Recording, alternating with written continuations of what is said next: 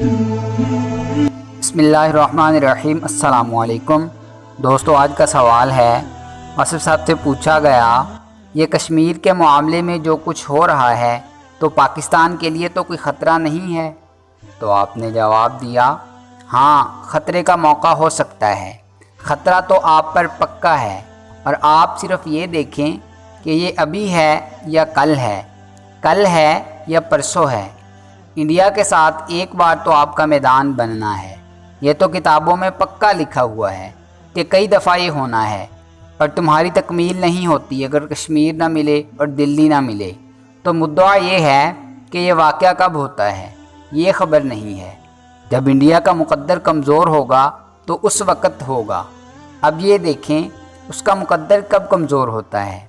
आपका मुक़द्दर तो तेज़ है क्योंकि आप अल्लाह का नाम लेने वाले हैं। आप बहुत ख़राब हो जाएंगे तब भी आप अल्लाह के हबीब सल्लल्लाहु अलैहि वसल्लम पर दरूद ही भेजेंगे, तो आप कभी ख़राब नहीं हो सकते। मुसलमान ख़राब नहीं हो सकते। ख़राब वो है जो दरूद शरीफ पढ़ना भूल जाए।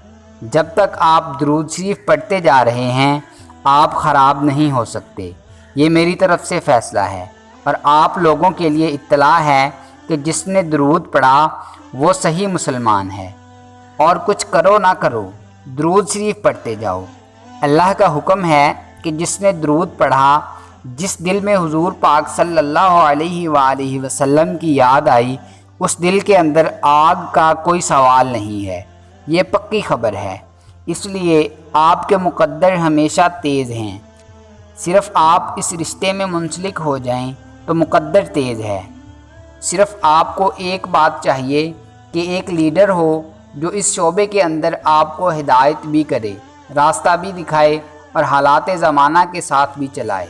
वो अल्लाह ख़ुद ही कोई इंतज़ाम फरमा देगा। ये आज कल परसों या किसी भी वक्त हो जाएगा।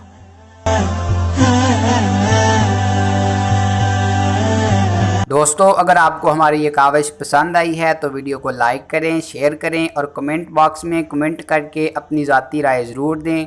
और हमारे चैनल को सब्सक्राइब कर लें और बेल आइकन को प्रेस कर दें ताकि मज़ीद नई आने वाली वीडियोस आप तक बराह रास्त पहुँच सकें। मिलते हैं नेक्स्ट वीडियो में, तब तक के लिए अपना और अपने अपनों का खूब ख्याल रखिएगा। अल्लाह निगहबान।